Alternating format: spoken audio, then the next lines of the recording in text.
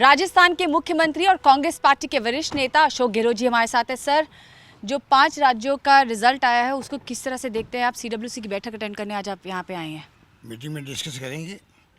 वैसे कोई घबराने की बात नहीं, ये उतार चढ़ाव पहले भी बहुत बार हुए हैं और मैं देखता हूँ कि वो समय हमने देखा पार्लियामेंट के अंदर जब 2 सीटें थी, सिर्फ 542 में से बीजेपी 2 सीटों पर जीती थी। राज्यों में सरकार इनकी थी नहीं, वो समय भी हमने देखा है। हम कोई घबराते नहीं हैं। कांग्रेस का जो ऑरा है देश के अंदर, आज़ादी के पहले भी बाद भी, हमारा वर्कर्स भी समझता है। ऐसी स्थिति के अंदर भी वो जानता है कि हमें क्या करना चाहिए, देश हित में क्या है, क्योंकि हमारी नीतियाँ, हमारे सिद्धांत, हमारे कार्यक्रम इतने स्ट्रांग है महात्मा गांधी के ज़माने के। उसके बलबूते पर आज भी कांग्रेस हर घर में छाई हुई, देश के अंदर हर गांव में मिलेगी आपको। इसका कोई मुकाबला कर नहीं सकता। आज देश चिंतित है, चाहता कांग्रेस और मजबूत होकर उभरे और मुकाबला करे इन ताकतों से, जो फांसी से ताकत है। ये धर्म के नाम पर जो चुनाव जीतते हैं अभी, ये ध्रुवीकरण इन्होंने किया, हिंदुत्व की बात करी, लोगों को बरगलाया, उस रूप में सत्ता में आए हैं। ये कोई जीत मैं इसको नहीं मानता। इस रूप में ध्रुवीकरण करके, जातिवाद करके कुछ भी कर सकते हो आप लोग। सर, राहुल गांधी और प्रियंका गांधी को जिस तरह से टारगेट किया जा रहा है उसको किस तरह देखते हैं आप?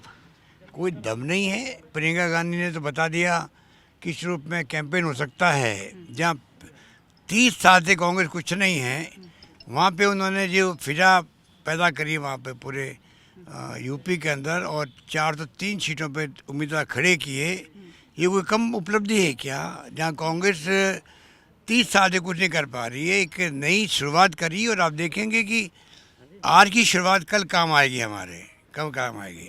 और जहाँ तक राहुल गांधी का सवाल है, दमखम उसी में है। आज अकेला व्यक्ति मोदी जी का मुकाबला कर रहा है, और मोदी जी भी अपने हर स्पीच के अंदर शुरुआत भी राहुल गांधी से करते, अंत भी राहुल गांधी से करते हैं। परिवारवाद की बात करते हैं। राहुल गांधी के जो आरोप होते हैं उनका जवाब डायरेक्टली इनडायरेक्टली देते हैं।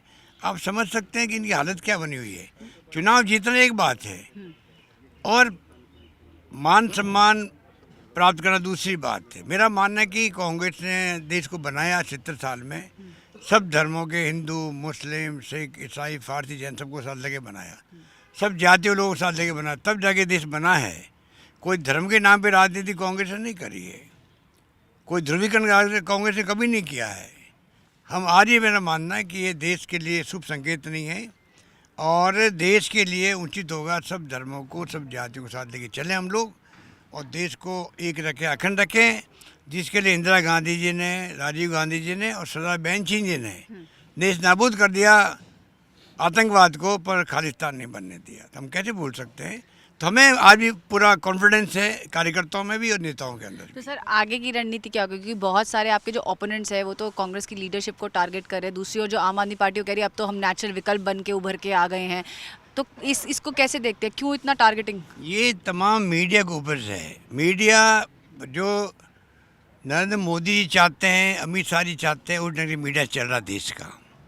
पूरी तरह मीडिया इनके दबाव में है, होना स्वाभाविक भी है, क्योंकि जो एजेंसी हैं, जिसके लिए प्रधानमंत्री जी परसों बोले हैं कि विपक्ष इन एजेंसियों को डैमेज कर रहा है, जबकि हकीकत में चाहे वो इनकम टैक्स हो, ईडी हो, सीबीआई हो, जुडिशरी हो, इलेक्शन कमीशन हो, सब दबाव के अंदर है और पर्दे पे दिखा करके पूरे देश को गुमराह कर रहे हैं।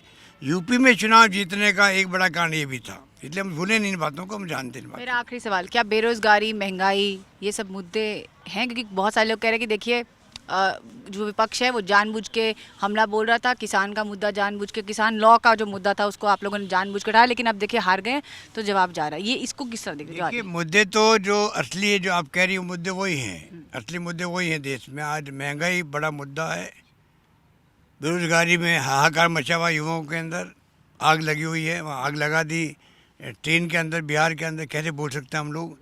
बड़े मुद्दे ये हैं। पर जब आप धर्म की बात करोगे, धर्म का इतना जहर होता है धर्म के नाम पर कि आप कुछ भी करवा लो, लोगों से दंगे भड़का दो, हिंसा करवा दो, कुछ भी करवा दो। इतिहास गवाह है कि जब जब धर्म के नाम पर और सांप्रदायिकता के नाम पर राजनीति हुई है, दंगे भड़काने के काम किए हैं, और कामयाबी होते वो लोग। इससे बच के देश को चलाना बहुत बड़ी बात है। चुनौती हमारे सामने है, कैसे सब धर्मों को जातियों को साथ लेके चलें, ये चुनौती हमारे सामने, इनके सामने नहीं है। इनके सामने आग लगाना है। आग लगाना बड़ा आसान होता है, आग को बुझाने में टाइम लगता है। तो हमारे पास तो आग बुझाने का काम है, उसमें हमें तकलीफ होती है। इनको क्या तकलीफ है? आग लगाना, कल लगा दो आग बुझाई। ये आग लगा रहे हैं, हम आग बुझाने का काम करता है आज तक। ओके। तो ये थे अशोक गहलोत जी, हमसे बात कर रहे थे, क्या राजस्थान के मुख्यमंत्री हैं और अब जो हैं वो यहाँ दिल्ली पहुँचे हैं आज CWC की जो बैठक है उसमें हिस्सा लेने के लिए। और बहुत साफ तरीके से उन्होंने कहा है कि जहाँ तक राहुल गांधी और प्रियंका गांधी का सवाल है, राहुल गांधी इकलौते नेता हैं जो देश में लड़ रहे हैं मोदी सरकार के खिलाफ। और उसके साथ उन्होंने कहा जो प्रियंका गांधी ने उत्तर प्रदेश में किया है वो भी कहीं ना कहीं बहुत सराहनीय है। कैमरा पर्सन मनीष झा के साथ सुप्रिया भारद्वाज, आज तक, दिल्ली।